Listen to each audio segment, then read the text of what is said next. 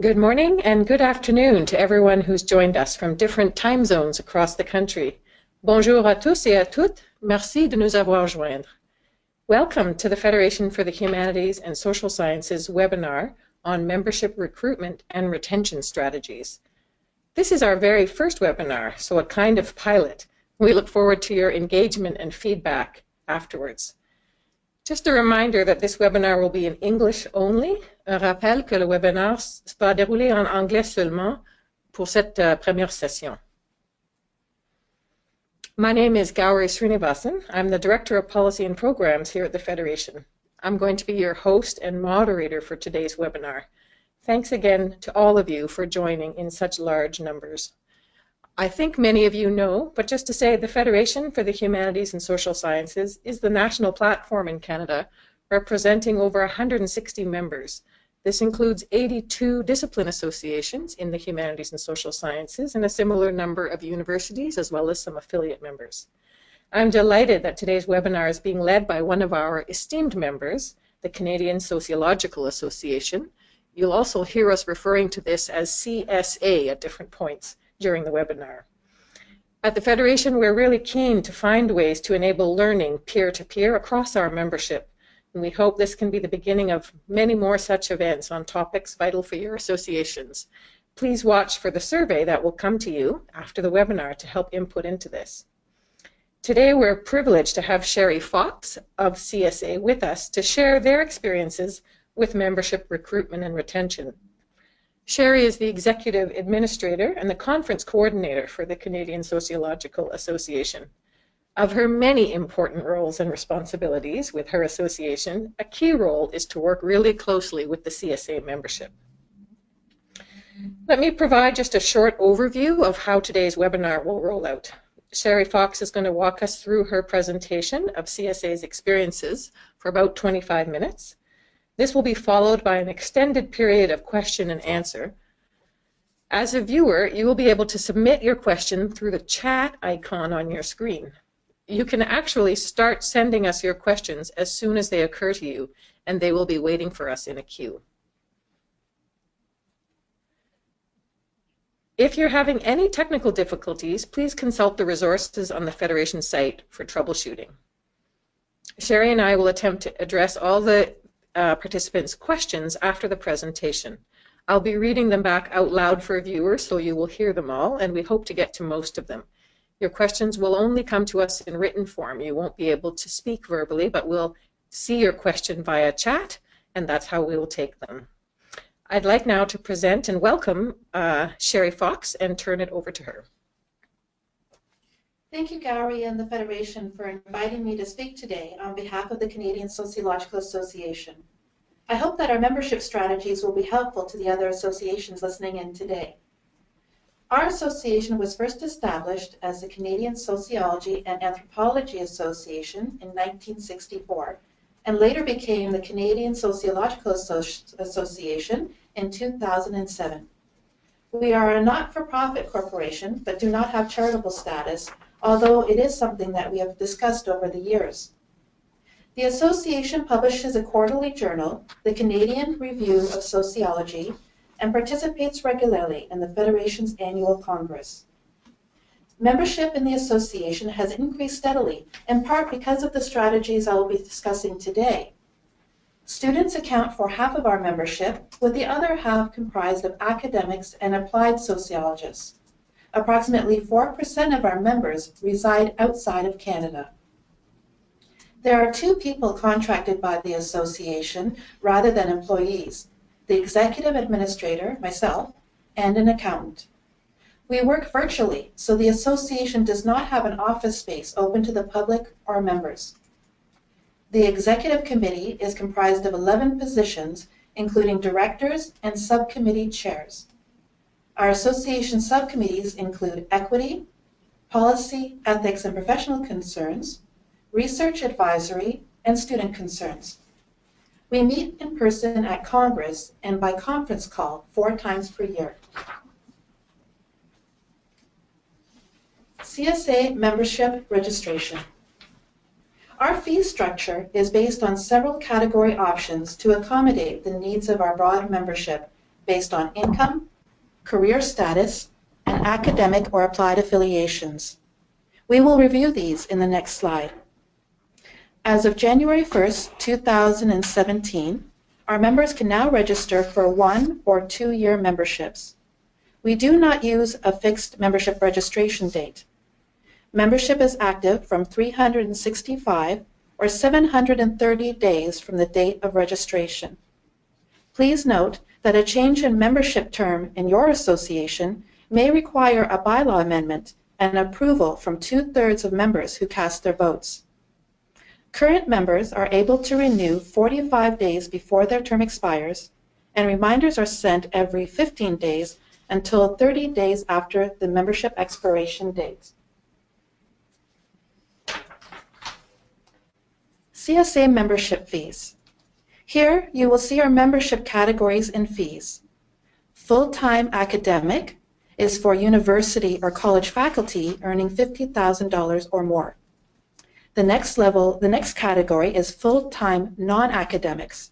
This is intended for our applied sociology members. Government or private sector employees and others in non-academic positions earning $50,000 or more. Retired category can accommodate those in academia or applied positions.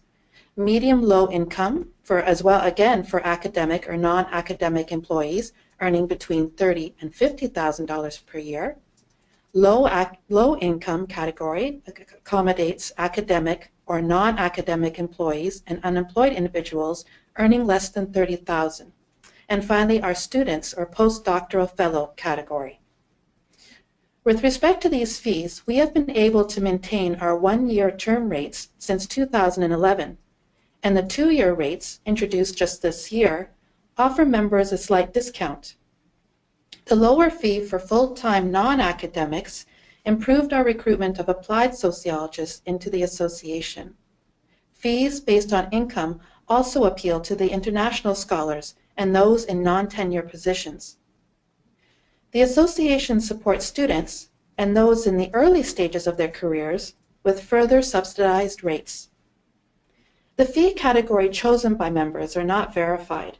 That is, we would not investigate if a professor in a Canadian university registered in the medium or low income category. This table lists the percentage of members by category. The percentage of student members has varied between 45% and 55% over the past 6 years. The percentage of full-time non-academic members has continued to grow since the category was first introduced in 2013. Other applied sociologists may also be included in the retired, medium-low, and low-income categories. In 2016, we divided the single retired, part-time, and unwaged category into a separate retired and medium-low income categories. We also separated the low-income category from students or postdoctoral fellows, which in the past were grouped together. This gives us a better idea of who our members are and what their interests in the association may be. In December 2016, we transitioned to the Federation's new management system, Forum. This member database is used for registration processing, renewal reminders, and association business-related communications.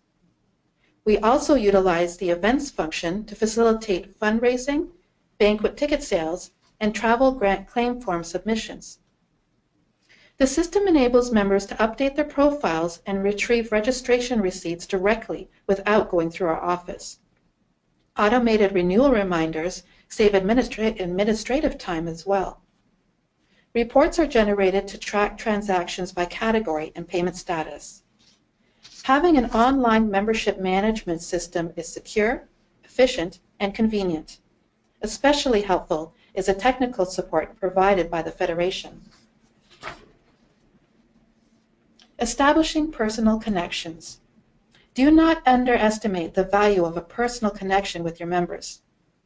A main contact for the association and Congress planning, who was consistent over the years, helps to build relationships with the members.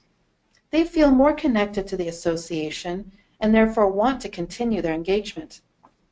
At Congress, members appreciate putting a face to the person they communicate with by phone and email throughout the years. "You're Sherry Fox" is a sentiment I hear often during the Congress by smiling members. If they're not smiling, I deny that I am Sherry Fox and try to say that she will return at a later date.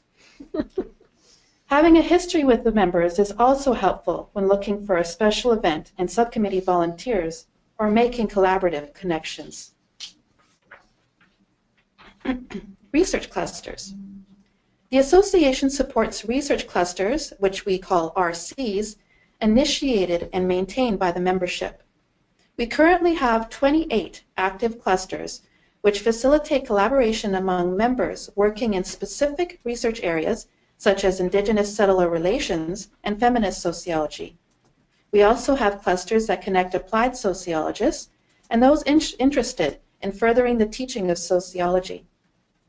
There are no fees for RC participation or requirement for CSA membership in order to be listed as a member of the cluster.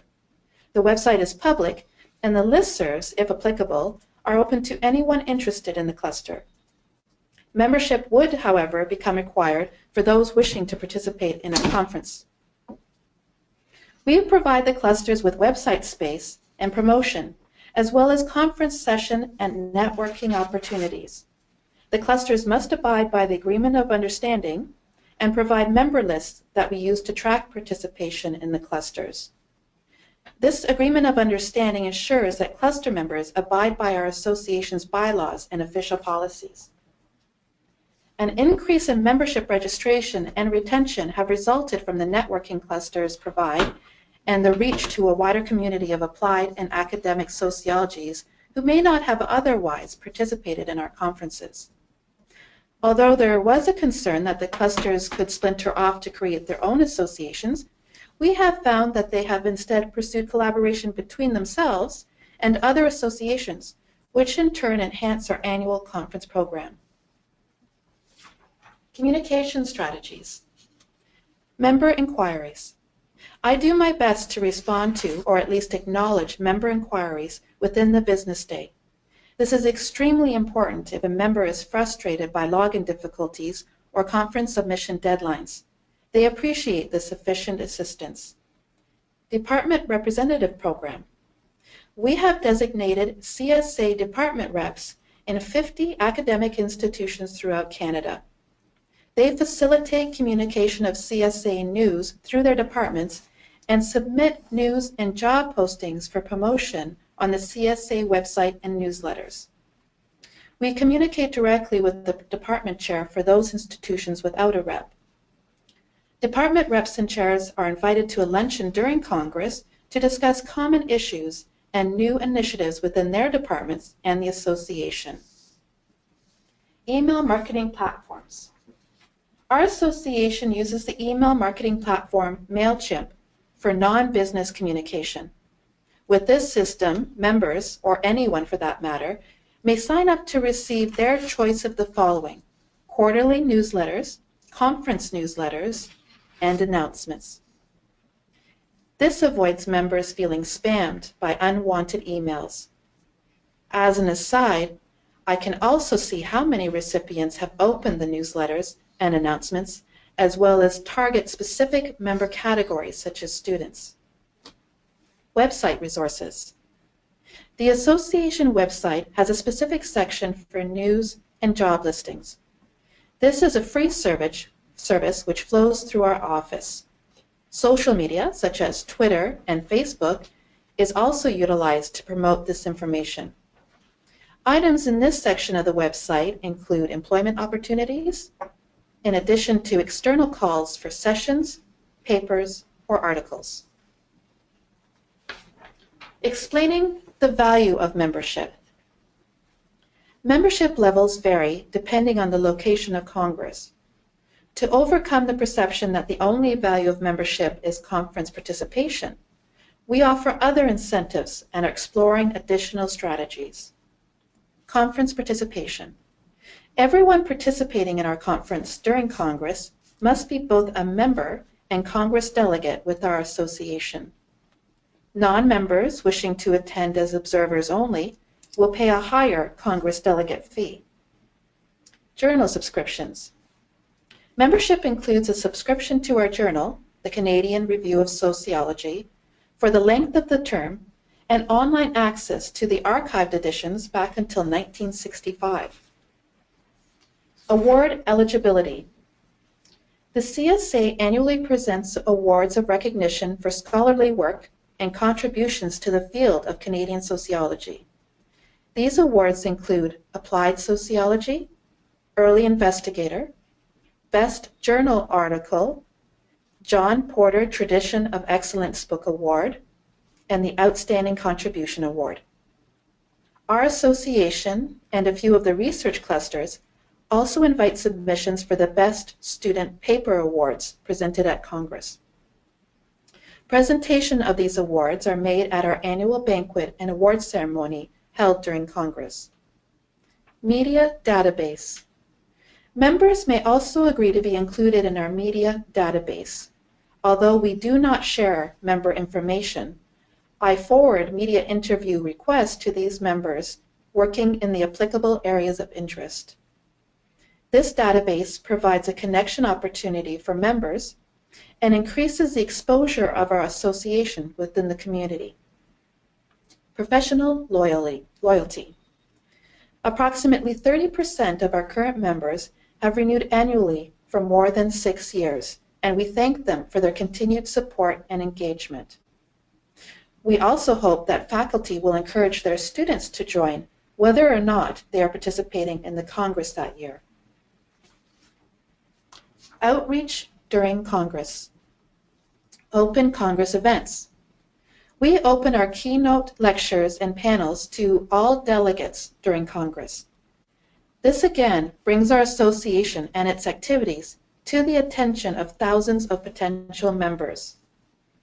Branding. Commit Sociology t-shirts. In 2013, we launched an initiative to generate funds for our student travel grant program while supporting sociology in Canada through custom Commit Sociology t-shirts. They were so popular, we reprinted them again in 2015. The slogan played on the Harper government's political climate of the time and were even purchased by several non-members and delegates. The picture here shows that our t-shirts were even admired by Rick Mercer. Pop-up banners. Our association greeting table displays large signage and information on our association, which also attracts the attention of non-delegates. Interdisciplinary sessions during Congress. Sociology crosses over many different research areas and approaches, so we encourage those belonging to multiple associations participating in the Congress to organize interdisciplinary sessions. By co-sponsoring interdisciplinary sessions, we are able to retain our current members while building connections to potential new members who belong to those other associations. Our most common co-sponsoring associations include the Society for Socialist Studies, Canadian Association for the Study of International Development, Women's and Gender Studies Associations, and the Canadian Political Science Association. We utilize Congress funding as well, which enables us to offer unique and current topic keynote panels in our program. Student recruitment. Subsidized fees. Understanding the financial constraints experienced by students, we have subsidized fees for membership, conference participation, and banquet tickets. Website. Our website has a specific area for students with resources and helpful links for employment opportunities. A listserv is also available to share relevant news. Conference workshops. The CSA Student Concerns Committee organizes conference workshops focusing on career directions, publishing, etc. We are grateful as well to our research clusters who have also organized workshops for student development. Examples include applied sociology careers, teaching sociology courses, and research methods. We provide special catering during the students' workshops and have also funded student socials to facilitate networking opportunities. Travel Grant Program. The CSA has provided travel funding for 30 to 40 students participating in the annual conferences each year. Unfortunately, the funds are limited and static while the demand grows. Award eligibility. As mentioned previously, there are awards associated with conference presentations. However, we also offer the Outstanding Graduating Student Award to all university and college sociology departments. Each institution is able to submit the name of their top undergraduate, MA, and PhD student to receive the award, which consists of a certificate, letter from our president, and listing on our website. It is up to the department to determine the criteria for the award, but we hope that it is based on the strength of the students' research skills. This is a free program for the departments, and the students are not required to be members of our association. Our hope is that this program increases the department's engagement with the association and the students' interest in the association for future membership registrations. This concludes my presentation today, and I welcome questions and ideas from other associations. By continuing this dialogue, we will all be able to grow our membership and strengthen our associations. Thank you so much to the Federation for connecting us to discuss this topic and offering opportunities like this for professional development. I will now turn over the mic to Gowrie. Thank you, Sherry, for your really comprehensive presentation. We have already a number of questions that have been coming to us in the queue, and we'll go to those shortly. I'd like to remind everyone to please send your questions via the chat icon, which is located on the top right of your screen. And Sherry will answer them to the best of her abilities. The first answer that I'm going to provide to give Sherry a break, because we did have a number of questions about the excellent slides and presentations. I do want to confirm that the slides will be available following the event today on the Federation website, and also to let participants know that the webinar is being recorded and a video of it will be available shortly on the Federation site. So you can count on both of those resources soon. The first question is about your research clusters. The question is whether you could elaborate on whether CSA's research clusters respect bilingualism, or how you address the bilingualism issue. For this person's association, it has already been a bit of an issue. So the question is, how do we ensure communication can happen in both languages, or are they free to manage that themselves? At this point, we allow the research clusters to manage their bilingualism themselves, but that is an issue that we should consider more closely. We try not to interfere with the governance of the research clusters. The only thing we do, as I mentioned, is ensure that they abide by our policies and bylaws. Other than that, they're kind of on their own. Okay. So there is no bylaw or policy as it relates to no, official and no languages. requirement from the RCs to be bilingual. But we have, though, encouraged them to do so. Okay. Okay, great.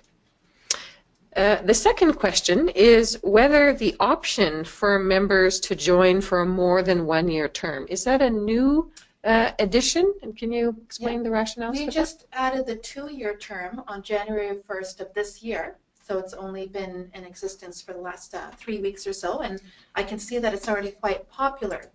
The reason we implemented a 2-year term is because of the variation in membership levels over the years, and also requests from the members themselves. They find that a 2-year membership is more convenient and a little bit of a fee savings as well. Thank you. The next question relates to an association that is currently working to launch a membership directory. And the question is, what best practices do you have to share from your experiences with your member database? We do not share member information, nor do we post it. I would just encourage you, of course, to get permission from the members to be listed on the database. However, also give them the option to not be listed. but still be members. Don't make it mandatory to be made public. I can say that, though, with respect to research clusters, some of them do post member information on the research clusters just for media outreach and potential colleague outreach, but again, that is optional, I'm assuming, for the research cluster members who have given permission for them to post their contact details. Thank you. How are you responding to the growing demand for student travel when with the funding being still relatively limited all around?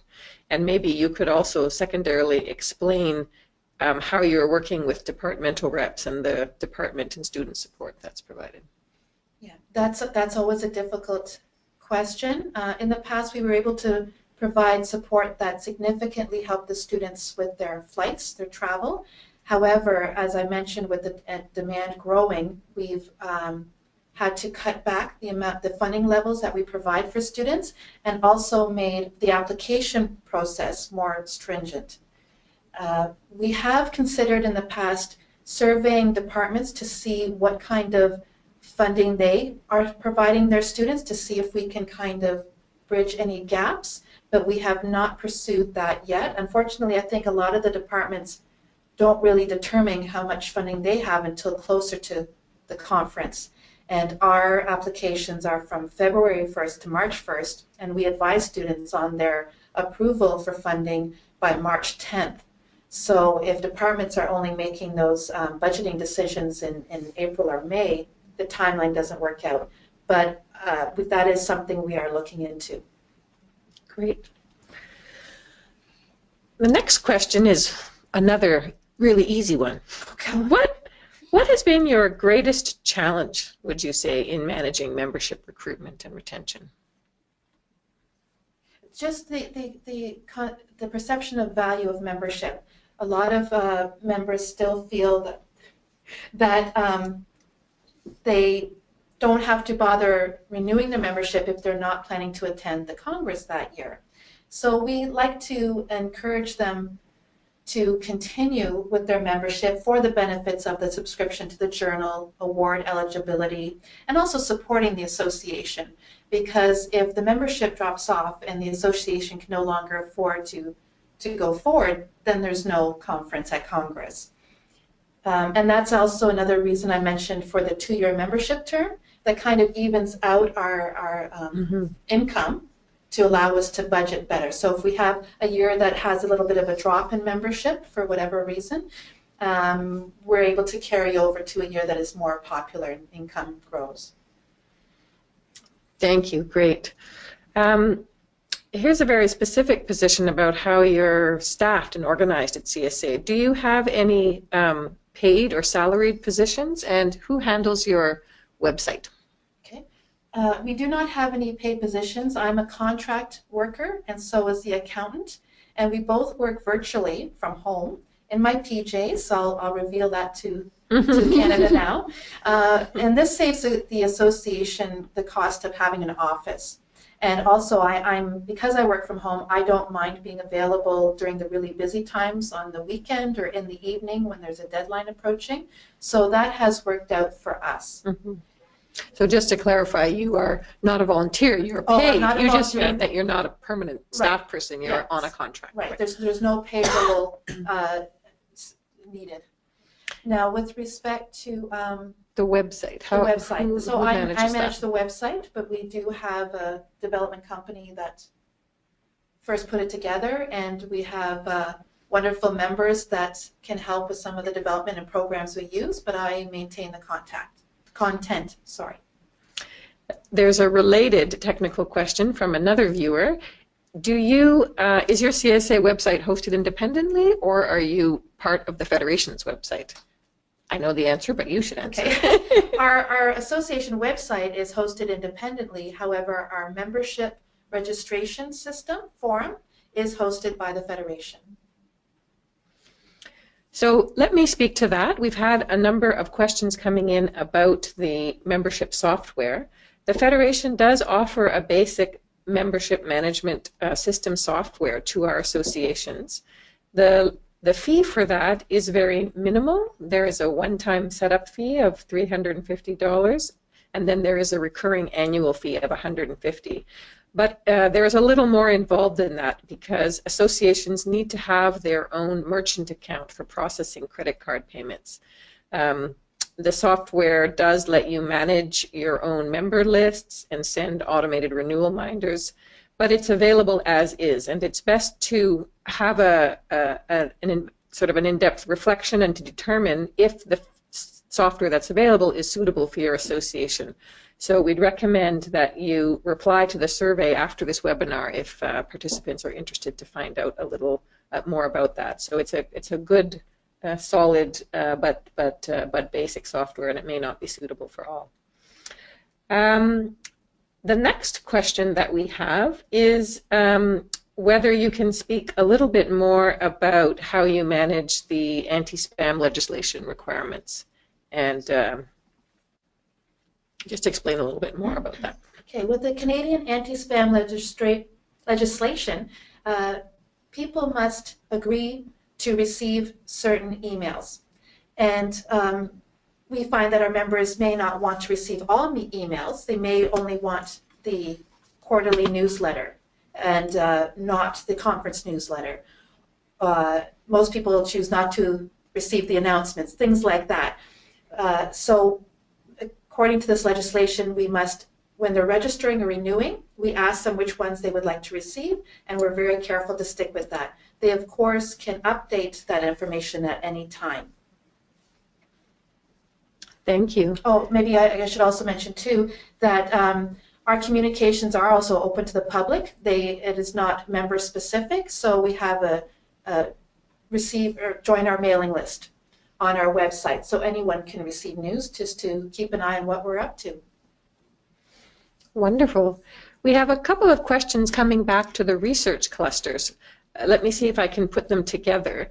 So the first question is whether they're generated by the members themselves, or did CSA set up that they would be X, Y, Z.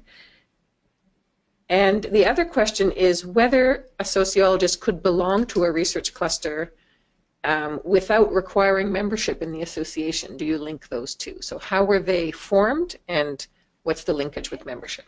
The formation of research clusters is organic from the membership. We did not get involved. If somebody is interested in initiating a research cluster in a specific area, they would simply contact me. I give them a copy of the Agreement of Understanding and all the terms and conditions, so they know what's required of them, and then just pass it by our executive committee for approval, and they can go from there. We're quite open to everyone's ideas, and we find too that some areas have kind of had an informal cluster themselves. So, but the research clusters have been in operation for about, I think this is our 3rd year, and it's very successful and growing. Wonderful. What was the other question? Sorry. Oh, the membership. Mm-hmm. So a sociologist can be a member of a research cluster or multiple ones. A lot of our research clusters have listservs or communication amongst themselves. So anyone is welcome to be part of the cluster, and they are not required to be members of our association.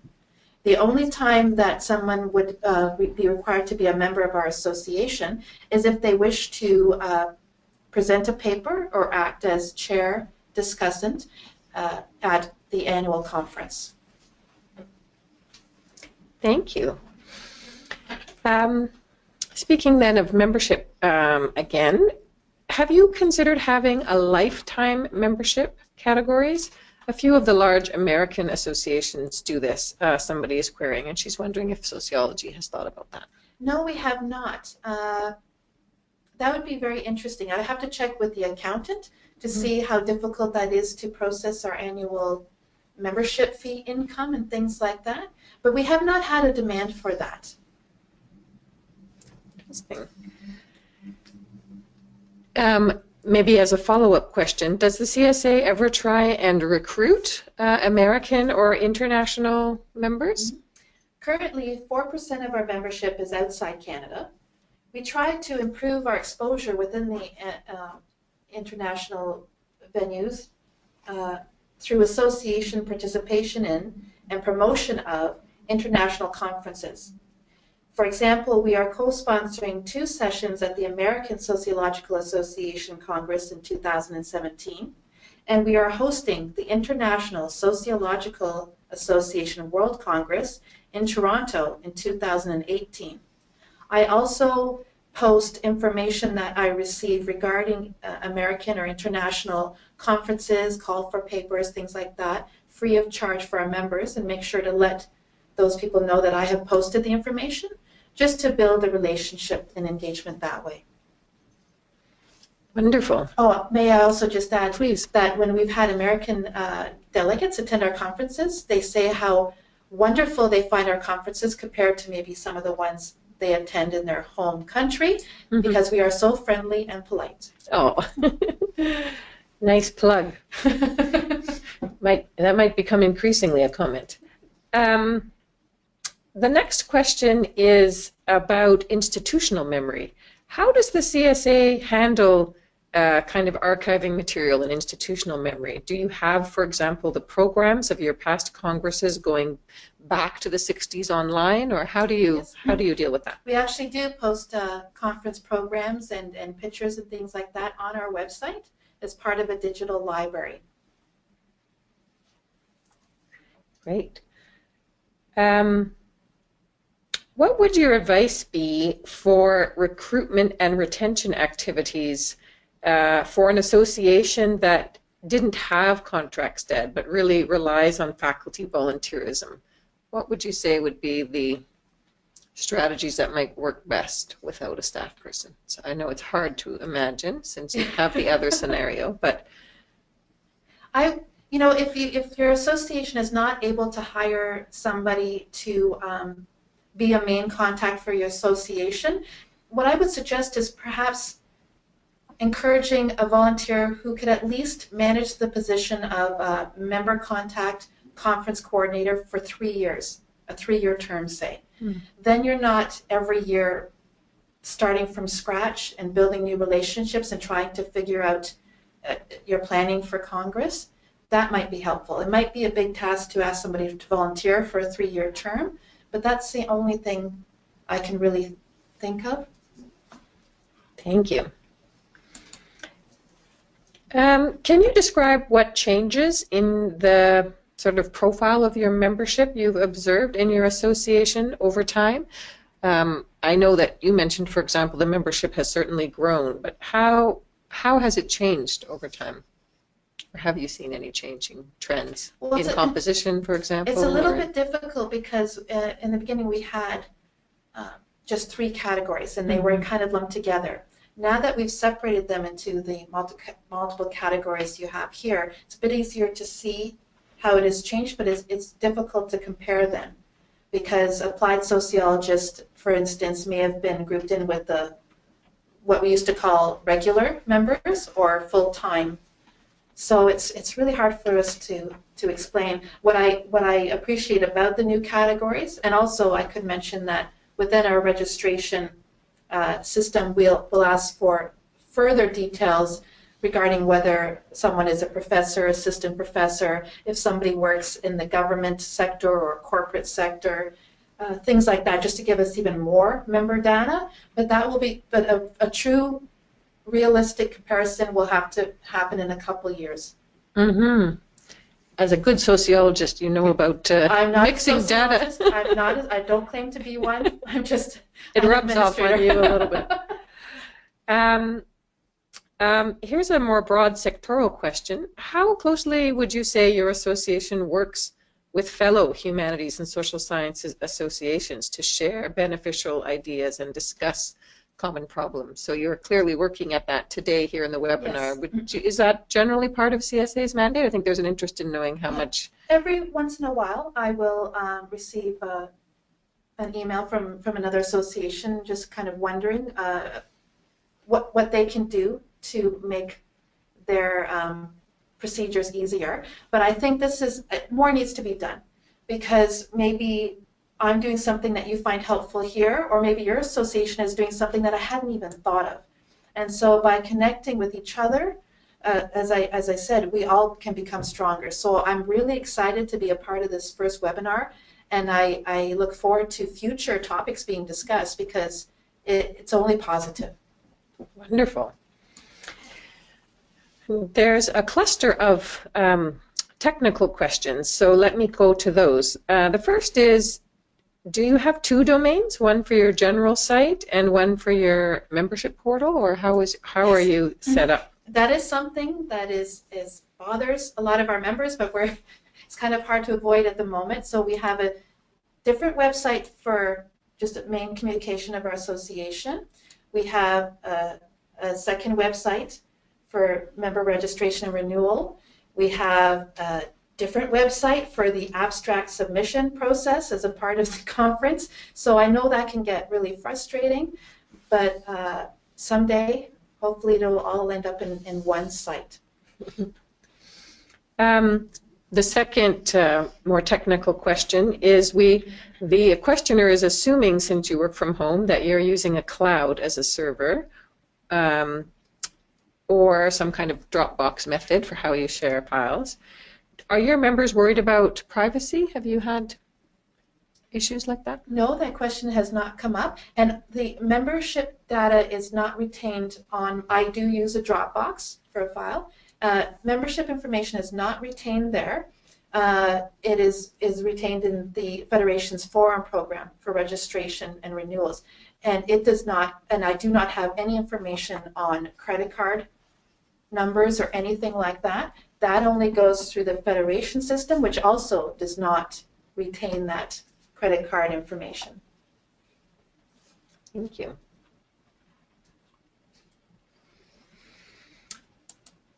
There's just a question coming back to your membership numbers. The person is appreciating the scale and scope of your activities. Can you remind us how many members the CSA has in a given year? And when I started with the association in 2010, there was about 525 members. In 2015, when we were in Ottawa, it was about 1,000 members. Now last year, or yes, 2016, there was a little bit of a dip just because of the location of Congress and additional travel costs for some of the people participating in our conference. It went down to just over 800. Wonderful. And I could mention that we do expect, because of the location in Toronto, and we have a large member base in the Greater Toronto area, we expect the number to go back up to 1,000, if not more. Great. I think you mentioned that the CSA is not a charitable organization. Is that correct? That is correct. So there is a question coming in that from an association saying that for them also the paperwork and the cost of keeping the status sort of turned us off. But he wondered if you could share your experience with whether you had ever considered going that route. Or we have absolutely considered it, and the same obstacles that you mentioned are exactly what kind of keep us from taking the leap into that. Okay.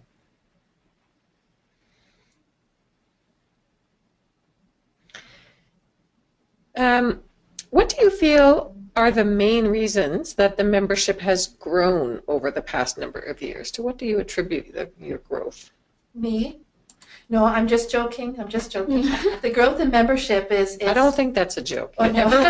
Everyone needs a Sherry Fox, but other reasons. I think it could be partly the strategies I discussed today, which we do review and try to improve on every year. We're not just satisfied with where we are. There's always room for growth and improvement. And also in 2010, we launched our new website that you will see if you visit our website. Mm-hmm. And so it improved the communication for members and the online registration system, because before 2010 it was done by paper, mailing it in. And also the online conference system we use for abstract submissions and posting of the online program of the conferences. I think those really help. We're convenient. We're keeping up with technology, better communication opportunities and strategies for our members, I think that all helps. And so we build our reputation. People when they may be just attending or joining for the first time, they have a great experience at the conference, they get their questions answered when they need help, they'll renew. If they don't have a good experience, they tell others, I did not have a good experience, and then it trickles down from there. So maybe building on that one, how CSA has been kind of proudly able to maintain fees without raising them since 2011. Can you speak to how you've been able to do this, not raising your fees? Yes, in 2010, the association underwent several internal administrative changes. And at that time, they increased the fees. However, with the increase in membership numbers and membership fee income, we were able to cover the increased expenses associated with running our association while still maintaining the fees. Wonderful. There's a question about international membership. Maybe you could mention again for us the numbers you have in total. This information will be available when people review the slides, but in total, and what % of them are non-Canadian? And if you could answer the question whether non-Canadian members have voting access in the same way as others. 4% of our membership reside outside of Canada. I didn't prepare with specifics on maybe taking out the American ones from the other countries, but I could provide that if you wish. And of course, all members have voting rights and all the benefits, journal subscription, ability to participate in the conference. Everyone does. Members are all equal. Wonderful. One more question will be about the departmental rep program that you had identified. This is interesting because it speaks to some of the volunteer roles. This is an example of a strategy you use with people that are not paid, as it were. For the departmental reps that you work with in these networks, do they need to be members of the CSA? And otherwise, how are they identified? We do not require membership, but the reps that volunteer for the position are usually those that are already engaged with the association. In other cases, the department chair may feel that they want to delegate the role of receiving CSA news or submitting their department news to the CSA, so they will ask for someone within their department. If that person happens not to be a member, that's fine. We still invite them to the luncheon at Congress, and and we hope that they'll learn more about our association that way and can then become members. Wonderful. There was a follow-up clarifying question after you spoke about students and the travel situation. What can you speak a little bit to some of the fundraising strategies that you've had to address student travel? I know you talked about developing branded products like the T-shirts, but what other fundraising strategies have you used as it relates to student needs? Really, that's the only one we've used, is the T-shirts. We try to, in our budget, we account for the travel grant program funding within our own budget, which is based on membership fee.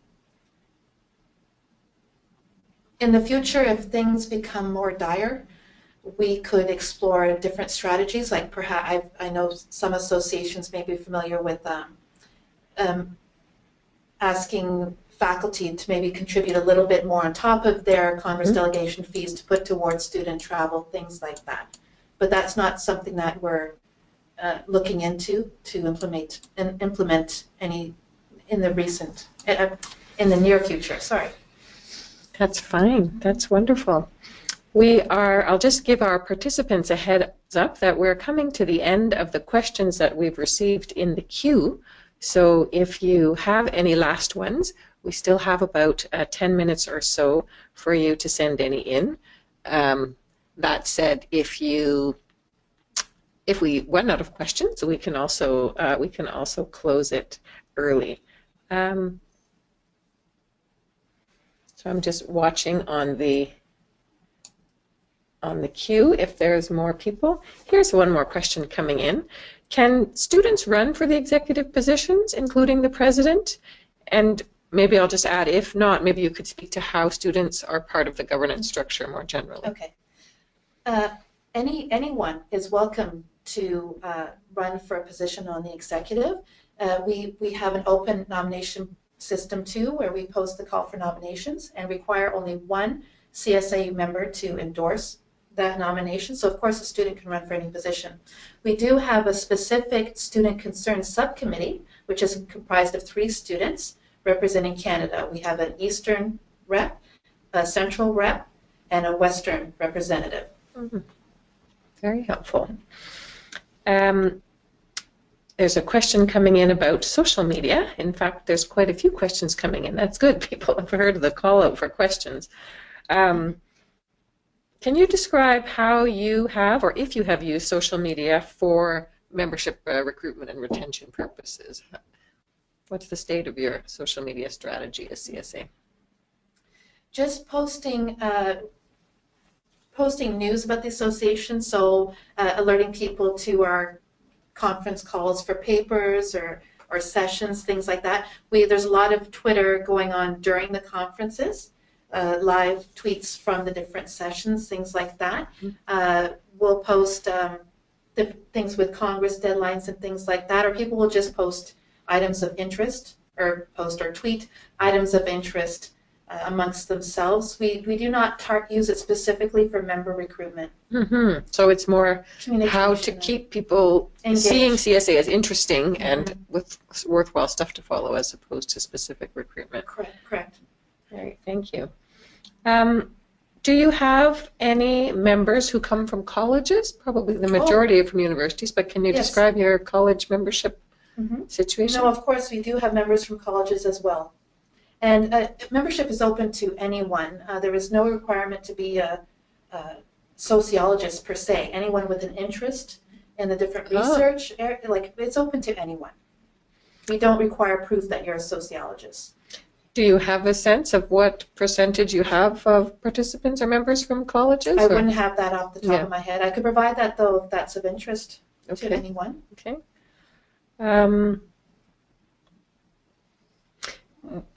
Maybe you could speak specifically to the question of recruiting sociologists who are in non-academic careers, recognizing you've just said you don't have to be a sociologist to wear the t-shirt, as it were. But I know that's true for many of our other disciplines, whether it's from economics or philosophy, how to reach to the ones working in applied contexts, and maybe you could describe challenges and successes there. I can imagine that for a portion of those applied sociologists that are members, they could have been members while they were students before they moved on to the applied careers. We also, with our applied sociology research cluster, has been instrumental in bringing people in. So it's just through the members of that cluster and their wider network of colleagues, and telling them about our association, about our conferences, and what we're doing is increasing in the number of applied sociologists within our association. So I have to give them a lot of credit for helping get the word out. Wonderful. A question about your journal. Is your journal open access, and is it online? And do you think that this is an element that's affected recruitment in terms of a perceived strong member benefit? It is not open access, so members can receive a print journal or an electronic version. They can access archived editions of the newsletter, but they have to have their member ID and password to access that. So it is not, and that is a debate regarding whether to go open access. I can't speak a lot to that. That would have to be the managing editor of that. But one concern was that if we went to open access, how would that affect the perceived value of membership? Thank you. We're coming to the end of our time. I want to thank everybody for attending today's webinar. Just to remind you that a video of the presentation will be available shortly on the Federation website. I'd really like to thank Sherry for providing us with such valuable insight on membership recruitment and retention strategies, and sharing insights from the Canadian Sociological Association's long history with this. It's certainly something that I know many people I can see from the questions and comments are already giving you feedback and appreciating, and we certainly wish that to reiterate that as well as the Federation. I would like to remind all of the people who have been with us online for this last hour to please fill out the participant survey that will come to you shortly.